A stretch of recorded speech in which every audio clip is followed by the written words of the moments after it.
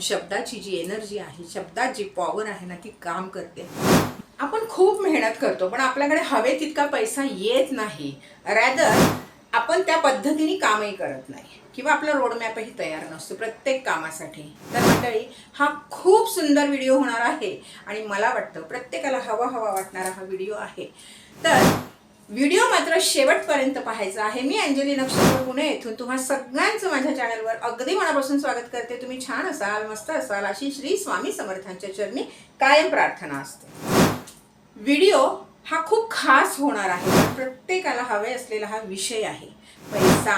कारण युनिव्हर्सल 3च प्रॉब्लेम आहे, पैसा, हेल्थ आणि रिलेशनशिप.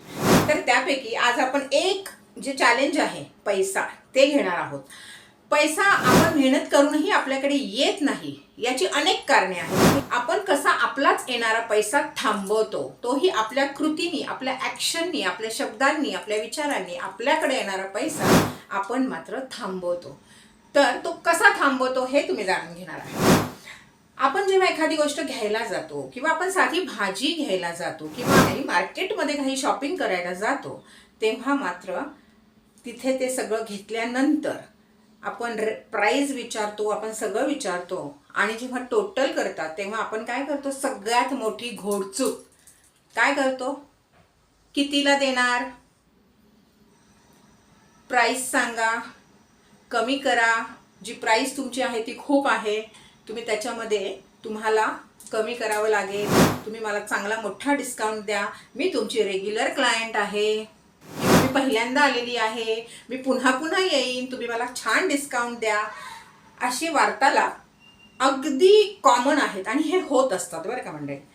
तर हे जे वार्तालाप आहेत ना, ते करताना तुम्हाला कळतही नाही की तुम्ही तुमचा पैसा कसा थांबवताय.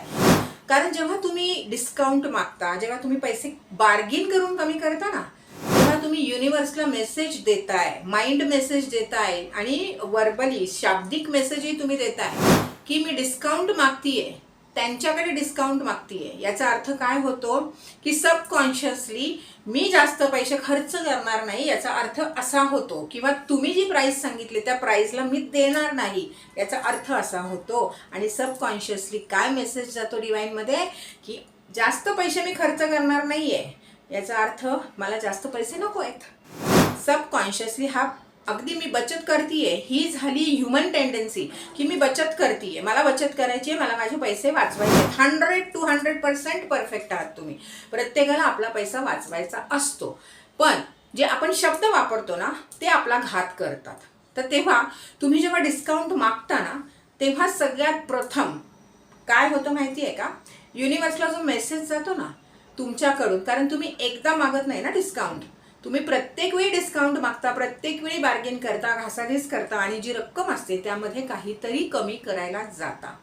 आता जेव्हा तुम्ही त्या गोष्टींना, पैशांना कमी करता, तेव्हा त्या भगवंताला वाटतं की, युनिव्हर्सलाही वाटतं, कॉस्मिक पॉवरलाही वाटतं आणि आपल्या देवदूतांना पण वाटतं की ह्यांना जास्त पैशांची गरज नाही आहे, कारण हे पैसे वाचवत आहेत, बचत करतायत, म्हणजे ह्यांना खरेदी करण्यासाठी पण महिन्याला जास्त पैसे लागत नाही. आणि मग कुठेतरी तुमची लागत कमी व्हायला लागते, तुमची इन्कम, तुमची आवक कमी व्हायला लागते आणि याला आपणच कारणीभूत असतो.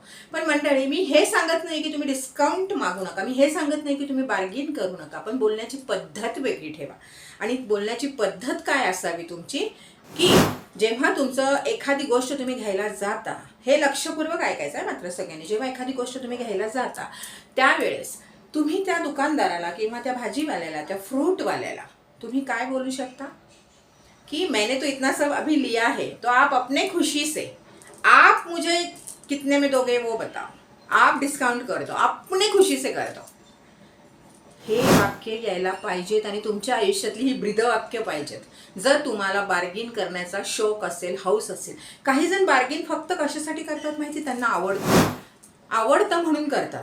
आता मी बिझनेसमध्येच आहे पहिल्यापासून, माझ्याकडे ना एक खूप चांगली, श्रीमंत, छान, वेल टू डू व्यक्ती येत होती आणि तिला जेव्हा मी म्हणायची ना, कमी क्या है आपके पास, क्यों बार्गेन कर रहे हो, असं जेव्हा मी म्हणायची तेव्हा ती व्यक्ती मला काय म्हणायची माहिती आहे, अरे बचत कर रही हूँ इसलिए तो सब इतना है मेरे पास. म्हणून बचत करणं वाईट नाहीये, बार्गेन करणं वाईट नाहीये, पण तुम्ही कशी करता. कारण ती व्यक्ती माझ्याकडे यायची ना, ती माझ्याकडे बार्गेन नाही करायची, ती मला कधीच म्हणायची नाही मी एवढ्याला तुला एवढेच पैसे देणार की मी तुला तेवढेच पैसे देणार. ती मला नेहमी म्हणायची की तू तुझ्या खुशीने काय ते मला डिस्काउंट देशील, मला गॅरंटी आहे. कळलं? म्हणजे काय तर तुम्ही युनिव्हर्सला मेसेज काय देताय की समोरच्याने मला डिस्काउंट दिला, मी नाही मागितला, त्यांनी मला दिला. म्हणजे बचत मी नाही करत आहे, ते माझ्या पैशांची बचत करत आहे. युनिव्हर्सला मेसेज देताना पण पॉझिटिव्हली छानच मेसेज तुमच्याकडनं गेले पाहिजेत. आपण मॉलमध्ये जातो ना तेव्हा आपण बार्गेन करूच शकत नाही, कारण ते आपल्याला तिथे काय म्हणतात ना अधिकारच नाही आहेत. तिथे जो टॅग असतो ना त्या टॅगवर तुम्ही घेऊन टाकता प्रत्येक गोष्ट. तिथे अगदी तुम्ही भाज्याही घेतल्या, फ्रुट्सही घेतले ना, तुम्हाला त्या टॅगवरच घ्यावे लागतात. हां, आता ते आपलं थोडंसं मनामध्ये आपले असे भ्रम पैदा करतात की आम्ही डिस्काउंट देतोय, इतकं घेतलं तर ह्या एवढा डिस्काउंट तितकं. हा भ्रम असतो बरं का, हा भोळेपणा सोडून द्या. हा पूर्णपणे भ्रम आहे की तुम्हाला ही गोष्ट डिस्काउंटमध्ये मिळाली आहे. सोडून द्या. ते बल्कमध्ये वस्तू घेतात, त्यांना खूप स्वस्तात मिळतात, पण तरीही ते कमवून तुम्ही मॉलमध्ये जर गेलात तर तुम्ही लक्ष द्या. तुम्हाला एका शर्टवर एक किंवा 2 शर्ट घेतल्यावर एक शर्ट तुम्हाला ते फ्री देतात. याचाच अर्थ टेक्स्टाईलमध्ये 100 नाही 200% प्रॉफिट त्यांना मिळत आहे. कारण ज्या व्यक्तीला 2 शर्ट देऊन तो एक शर्ट फ्री देतोय, म्हणजे तुम्ही समजू शकता त्याचं प्रॉफिट किती येते. तर त्यामुळे मंडळी, मॉलमध्ये जाऊन शॉपिंग करणं हा होऊ शकतं, मनाचा आनंद आहे. पण दुसरी गोष्ट ही पण आहे की तुम्ही भोळे आहात, रॅदर तुम्हाला कळत नाही, व्यवहार हिशोब काही कळत नाही. रॅदर तुम्ही इतके सुज्ञ आहात की तुम्हाला सगळं कळतंय, पण तरी तुम्ही मॉलमध्ये शॉपिंग करताय. मी इतकं सांगू शकते तुम्हाला की जेव्हा आपण एखादी गोष्ट खरेदी करतो त्या क्षणाला आपल्या मनात कधीच ठेवायचं नाही की मी इथे गेल्यावर ही बार्गेन करेल, ती बार्गेन करेल. कारण तुम्हाला सबकॉन्शियसली तुम्ही नको तो मेसेज कायम तुमच्या डिवाईनला देत असता. आणि ते मेसेज आपल्याला मुळात द्यायचे नाही आहेत. आपल्याला खूप छानपणे आपल्या आयुष्यामध्ये भरभराट व्हायला पाहिजे, पैशांना स्थिरता यायला पाहिजे. आणि आणखीन एक गोष्ट करायची आहे की जेव्हा पैसा घरात येतो 24 तास तरी तो घरामध्ये व्यवस्थित जपलाच पाहिजे. आणि खर्च करण्याआधी त्यातला थोडा पैसा मात्र काढून आपल्या तिजोरीत ठेवलाच पाहिजे, जेणेकरून तुमच्याकडे लक्ष्मीची स्थिरता मात्र नक्की येईल. दर पौर्णिमेला लक्ष्मीला 5 कवड्या, 5 लवंग आणि 5 वेलची आणि थोडीशी खडी साखर हे ठेवत जा, अर्पण करत जा. घरच्या तर करा, देवळात जाऊन पण पौर्णिमेला लक्ष्मीला हे सगळं तुम्ही अर्पण करा, जे मी तुम्हाला सांगितलेलं आहे.